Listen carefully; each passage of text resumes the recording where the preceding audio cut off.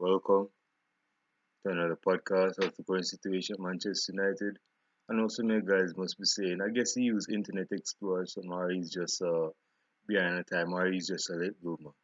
Yeah, Manchester United beat Bournemouth by 5 goals to 2.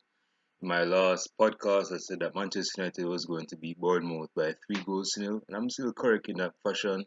If you take the difference between 5 against 2, there's a 3 goal deficit.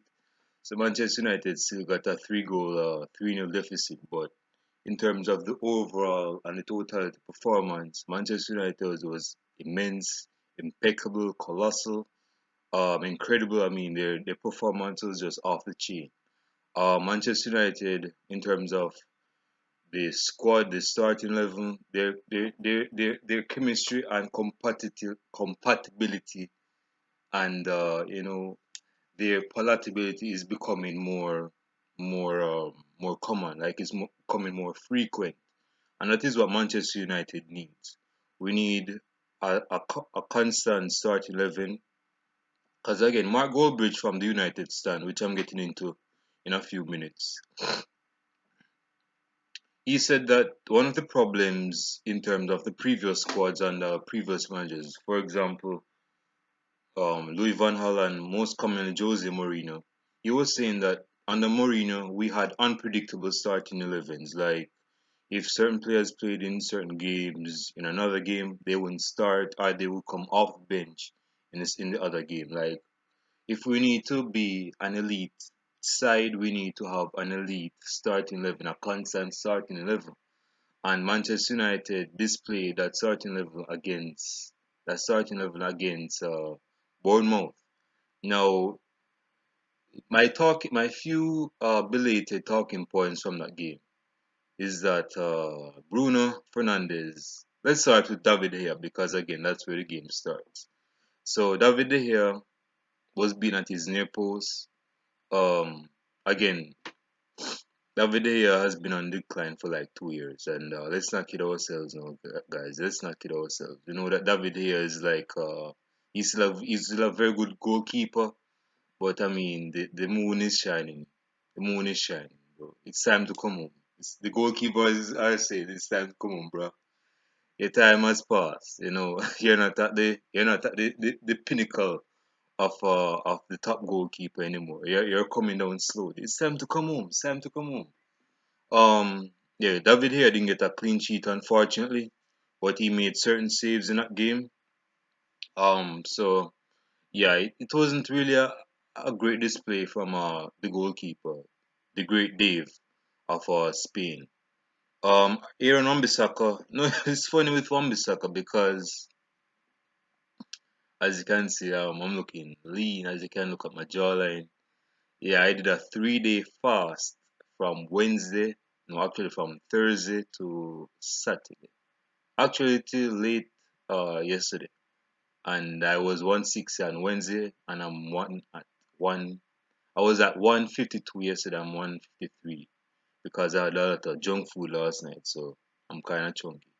But yeah, I'm still lean. Still lean. I'm actually I would say I'm shredded like cheddar cheese, but that's a different story. This ain't no fitness podcast. But Aaron Wan-Bissaka, it's funny with Wan-Bissaka because yesterday I saw an excerpt of him coming on the right hand side. I think Bruno Fernandes was in position of the ball, and Bruno Fernandes laid the ball off to Wan-Bissaka. And there's this certain football skill in football named the Ronaldo chop. Ronaldo chop. Now I'm not sure what Aaron Wan-Bissaka does in training, but if there was one skill he shouldn't do again, bro, it's the Ronaldo chop because my man almost exposed himself yesterday. I think if things went completely wrong, I think he would have a back problem. Like I know that he's trying to attack more and he's becoming more of an attacking threat because he was criticized like earlier this season saying that he doesn't attack that much. He doesn't attack that much. But bro, don't expose yourself like that again. It's kind of an embarrassment. But yeah, he did a decent display yesterday. Actually on Saturday, Aaron Wan-Bissaka. But again, he's still young and he's coming into his own, so you know what I mean. So I can't really slap him that much because hey, I'm not a professional footballer, so probably I would have done worse. Uh, so at centre back, Lindelof, Iceman was solid. Harry Maguire, not quite the performance you want from a captain. I mean, getting solid, bro, on the line. I mean, if it was like Dan Andres Iniesta doing that to you on the line, I mean, that's quite expected. I mean, if it was like Zinedine Zidane doing it in his heyday or in his prime at the time, then you won't get any arguments from me. But if it's like Joshua King or Ryan Fraser, one of those average players from Bournemouth, solid on the line, bro, you know that your game needs to be tightened up with a screw. Like, bro, you need to start out to defend it, because that is not I mean, that's no performance from what you want from a captain. Because I mean, imagine you get sold on the line from a Bournemouth player, and by halftime you're saying, yes, players, let's get together, let's score more goals in the second half. We're Manchester United, and you're saying like, wasn't this nigga solid on the line? Wasn't he the guy that got nutmeg guideline? Like, what is he trying to tell me? He ain't any better. So again, Harry Maguire, you need to work on your performance, bro. I mean, no disrespect, but you're getting kinda, I think because you block some haters on Twitter, but yeah, you need to work on your defense, bro. Luke Shaw, Luke Shaw was shining, Luke Shaw was decent when he was on the left hand side of the pitch, giving width. Very good display from Luke Shaw, which I'm coming to into this podcast because yeah, I might get into that in this podcast. In the midfield, the impeccable, the PhD degree holder, the WWE title. Well, he doesn't play WWE, but yeah, Nemanja Matic. Nemanja Matic with the solid performance, the Cambiaso type top performance in midfield. Very solid defensive midfield. It's very unfortunate that Matic is becoming more of a top player, top defensive midfielder at this stage in his career. I mean, he's like 32 going on to 33. And one of the problems that Matic had when he came to United was that, I mean, he had like 2 good months when he just came to Manchester United, but his performance became slowly but surely decrease, and it started to wane, it started to decay slowly but surely. And people were just calling him crap. He's a poor sign and all those kind of stuff. This guy shouldn't be starting almost every game or every week. You know what I'm saying? This guy should just play in the Premier League exclusively and specifically, because this guy, again, he's coming to the latter end of his like the former defensive midfielders are telling him to come home, Matic, come home. You're getting older, come home. We have an infirm, we have a retirement home down the road. Come on, come on. Yeah, so so he has like 1 or 2 years left in him. Speaking of 1 or 2 years, he signed a 3-year contract, which I found strange considering that he's at I mean, if he was like 27 or 28, you won't get any arguments from me. But Matic, I think he will retire at Manchester United, and I think yeah, if Matic continues with this performance, that's what we need from our defensive midfielder. Bruno Fernandes, impeccable signing, immense signing, colossal signing, incredible signing by Manchester United to get Bruno Fernandes. What a performance by Bruno Fernandes. He has 11 goal contributions in I think 9 appearances in Premier League. That is something, bro. That is like, I mean, I have to drink my water for that one. That is just excuse me.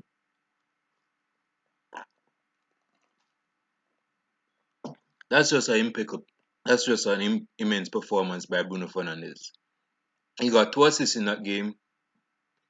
He got 2 assists in that game and got a world class free kick off the box. That's just world class. And Paul Pogba, not being the he was let's call him pragmatic Pogba. He was more so pragmatic and more conservative and reserved. But he displayed a midfield and professional performance when needs be, and Paul Pogba was solid. No, I might be wrong on Paul Pogba, but hey, I'll just be man enough just to say that I was wrong about Paul Pogba.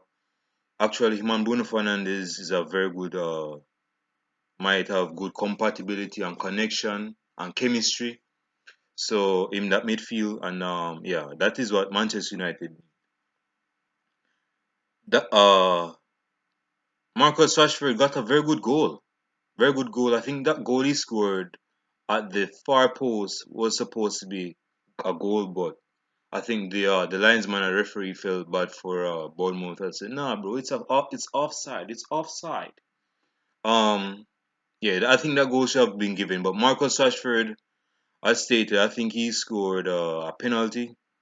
Yeah, I think that penalty, despite a penalty, will do him the world of good. Like it would boost his confidence.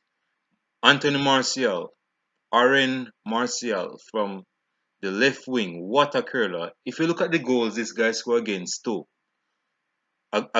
City in the Premier League, there's no one finish that would top that type of finish he scored against Bournemouth. That was just world class into the top corner. I mean that goal was just that goal was just yeah impeccable. Mason Greenwood, this guy is going to be something for Manchester United in the upcoming years and future. This guy can shoot with his left foot, with his right foot, with his backside, with his back, with his head back. I mean, this guy can score goals, and he's very skillful. He's very mature on the ball. He doesn't really have that pace, but the pace that he does lack, he has. He's just very clinical as a young player. Very Van Persie-esque, Robin Van Persie-esque in his finishing. And he got two goals in the game against Bournemouth. So that again, that was an impeccable performance by Mason Greenwood. That's just speaking of Mason Greenwood, and that would segue me into the podcast for this for today. There's something about Manchester United supporters that we have a bully mentality. A bully mentality. What I mean by that, a lot of Manchester United, I don't think there's any other club in the Premier League that is as much divided on opinions based on players as much as Manchester United. For example, a lot of Manchester United fans believe that David De Gea should be starting next season. A lot of Manchester United supporters believe Dean Henderson should be starting for Manchester United next season. Manchester United fans believe Wan-Bissaka should be starting, or they say one other said say uh ooh, that was a big one. David Allo should be starting as right back for Manchester United. They're saying Bailly should start for Manchester United. Lindelof should start for Manchester United. Or Tuan Sebe should start for Manchester United. And they're saying Luke Shaw should start for Manchester United. Brandon Williams should start. Like there are different opinions based on Manchester United supporters based on different players. And their thing is that they think that their opinion has dominion over other person's opinion. Like they're saying they're trying to browbeat, like they're trying to drill a nail through the Manchester United. It's head that's saying that hey, my opinion should be your opinion, and if your opinion is my opinion, then we will have then our opinion is correct. Anthony Martial should be starting for Manchester United. Well, duh, that's like given. That's like enough said. Like what are you talking about? Daniel James should start for Manchester United. I mean, time out, bro. Time out. With Mason Greenwood on form, how should I believe there are a few Manchester United supporters that actually believe Daniel James should be starting for Manchester United. Like I've seen persons saying that Mason Greenwood should be loaned out. People saying that Marcus Rashford shouldn't start because he's very inconsistent. And people are saying Bruno Fernandes and Paul Pogba should be starting midfield. I guess who said that? I I wonder who said that. But yeah, when it comes down to dividing of opinions, and this is where I want to break on cause I got the news. I got the news, and I don't know what's up with Manchester United fan channels on YouTube, but for the past 72 hours, I found out that rants and bans from the United stand has separated himself from the United stand. Like he used to collaborate with Mark Goldbridge, Flex, because him and Flex used to have this rant and band Flex and Rants show. That was a segment on the channel, but it doesn't exist anymore. And based on Rants, what Rants was basically saying is that there's no heat or hatred against him and Mark Goldbridge. But there are a lot of United supporters that believe Rance left because he has like people are saying Rance is like racist because he looks down or browbeats on Luke Shaw, and because Rance loves Martial, but he rarely, if ever, gives Luke Shaw praise, even when Luke Shaw plays well. And people are believing that Mark Goldbridge sucked Rance because he just is very unfair to Luke Shaw and probably he's just racist. But I'm saying there are a lot of opinions based on players that Manchester United fans really go through. And it's really hurting. It's really hurting because it divides the fans. It's actually 33 degrees on my end. So if you see me drinking water, then don't be surprised. Give me a second.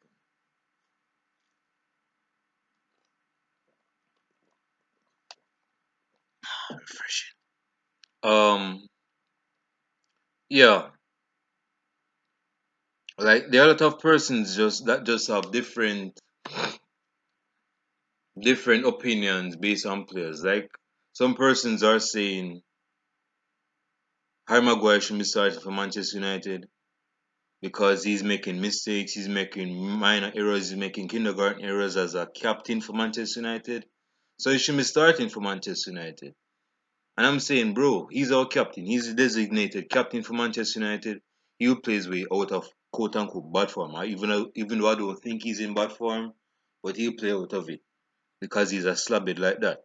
But yeah, Luke Shaw again. I believe Luke Shaw is very overweight as a professional footballer. Now, if he wasn't a professional footballer, then he can rock on. He can rock on. He can save that physique. But as a professional footballer, bro, you have to show more discipline, in your diet and everything.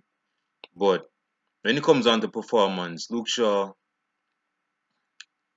I know people are saying, yeah, because he had that leg break like 4 or 5 years ago, and he needs to recover from that leg break. He has a post traumatic stress disorder because of that leg break. But that's like 5 years ago. When he had that leg break, Memphis Depay was at Manchester United. Louis Van Gaal was at Manchester United. Barack Obama was the president of the United States. So I don't know what you're trying to talk about. Luke Shaw should have overcome that adversity and anxiety like long ago. Ronaldo had his leg broken again, I should say, like his knees hampered like in 2001 and again in 2002. And he became top scorer in the World Cup in 2002. So that is no excuse. Luke Shaw, again, he has good performance here and there, but when it comes down to the difference of opinions in terms of Manchester United fans, we're just all over the place, and it's not a good look. It's not a good look. I get that we're Manchester United, we're the biggest club in England, if not in the world, but we shouldn't have this bully mentality. We shouldn't have this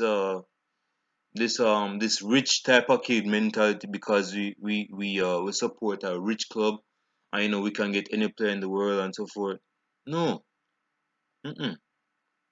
I mean, there are clubs that have different of opinions based on players, but in terms of in comparison with Manchester United, bruv, that's like yeah, my lips are so choppy. Yeah. So again, bro, I want to hear what you guys have to say on that. Like difference of opinions based on players because I even hear some people saying with Jadon Sancho coming to Manchester United, Mason Greenwood should be dropped and so forth and so forth. Like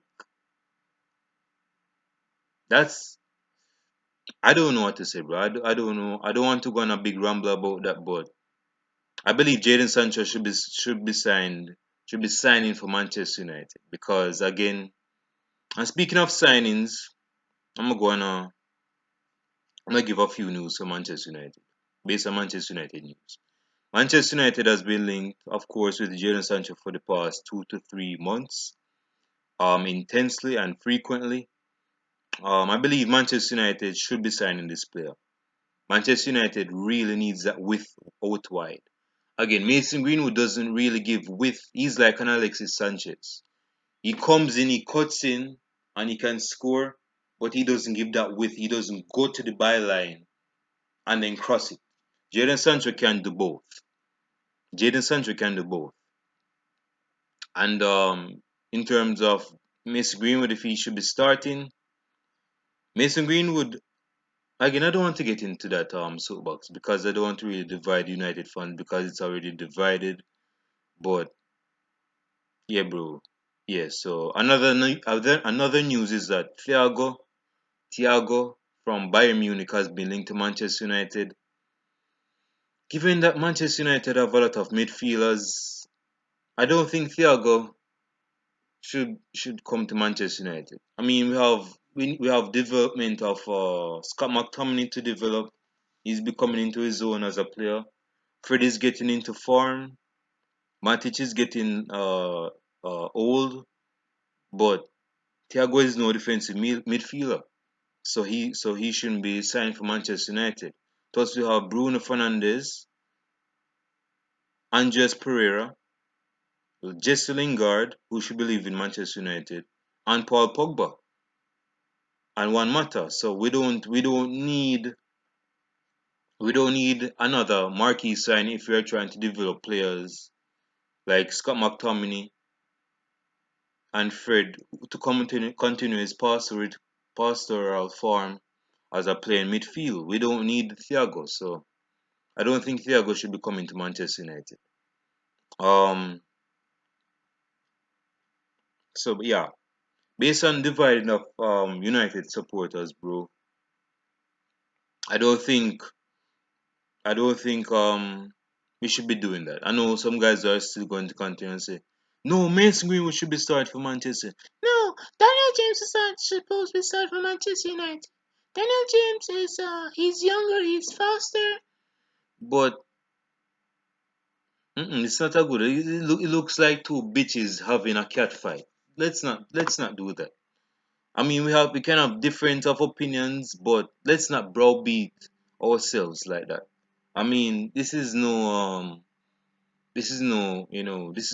debate. So, I mean, it's a debate, but it's not like a debate that will get paid for or whatever. But yeah. But again, I want to hear what you guys believe and think in the comment section below. Um, mm, yeah. What do you think of Manchester United's current form?